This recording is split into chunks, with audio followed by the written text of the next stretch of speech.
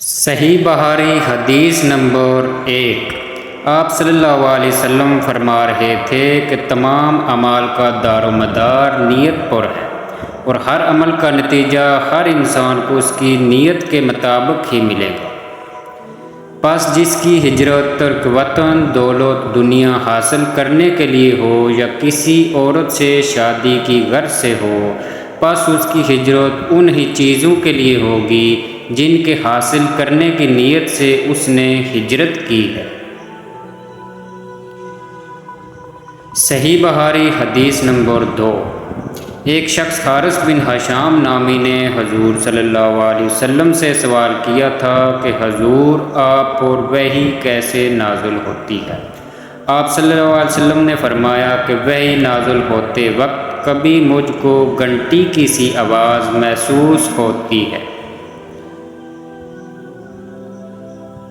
وحی کی یہ کیفیت مجھ پر بہت شاق گزرتی ہے۔ جب یہ کیفیت ختم ہوتی ہے تو میرے دل و دماغ پر اس فرشتے کے ذریعے نازل شدہ وحی محفوظ ہو جاتی ہے، اور کسی وقت ایسا ہوتا ہے کہ فرشتہ بشکل انسان میرے پاس آتا ہے اور مجھ سے کلام کرتا ہے، پس میں اس کا کہا ہوا یاد رکھ لیتا ہوں۔ حضرت عائشہ رضی اللہ عنہا کا بیان ہے کہ میں نے سخت کڑاکے کی سردی میں حضور صلی اللہ علیہ وسلم کو دیکھا ہے کہ آپ صلی اللہ علیہ وسلم پر وحی نازل ہوئی، اور جب اس کا سلسلہ موقوف ہوا تو آپ صلی اللہ علیہ وسلم کی پیشانی پسینے سے شرابور تھی۔ صحیح بخاری حدیث نمبر 3۔ حضور صلی اللہ علیہ وسلم پر وحی کا ابتدائی دور اچھے سچے پاکیزہ خوابوں سے شروع ہوا۔ آپ خواب میں جو کچھ دیکھتے وہ صبح کی روشنی کی طرح صحیح اور سچا ثابت ہوتا۔ پھر من جانب قدرت آپ تنہائی پسند ہو گئے، اور آپ صلی اللہ علیہ وسلم نے غار حرا میں خلوت نشینی اختیار فرمائی، اور کئی دن اور رات وہاں مسلسل عبادت اور یاد الہی ذکر و فکر میں مشغول رہتے، توشہ حمرا لیے ہوئے وہاں رہتے۔ توشہ ختم ہونے پر ہی اہلیہ محترمہ حضرت ختیجہ کے پاس تشریف لاتے،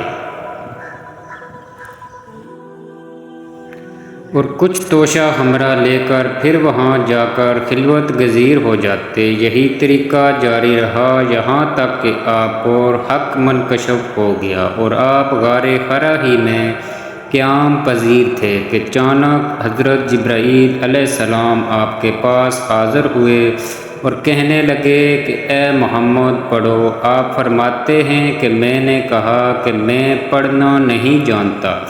آپ صلی اللہ علیہ وسلم فرماتے ہیں کہ فرشتے نے مجھے پکڑ کر اتنے زور سے کھینچا کہ میری طاقت جواب دے گئی۔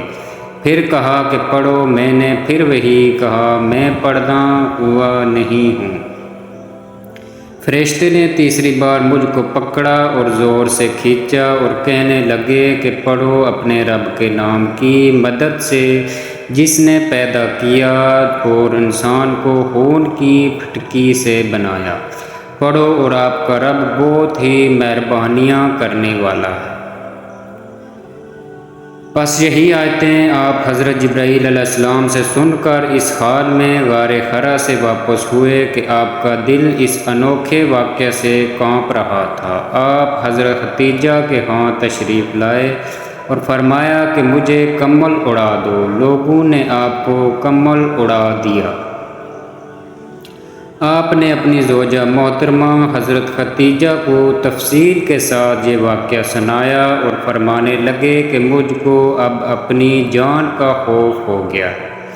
آپ کی اہلیہ محترمہ حضرت ختیجہ نے کہا کہ آپ کا خیال صحیح نہیں ہے، خدا کی قسم آپ کو اللہ کبھی رسوا نہیں کرے گا، آپ تو اخلاق فاضلہ کے مالک ہیں۔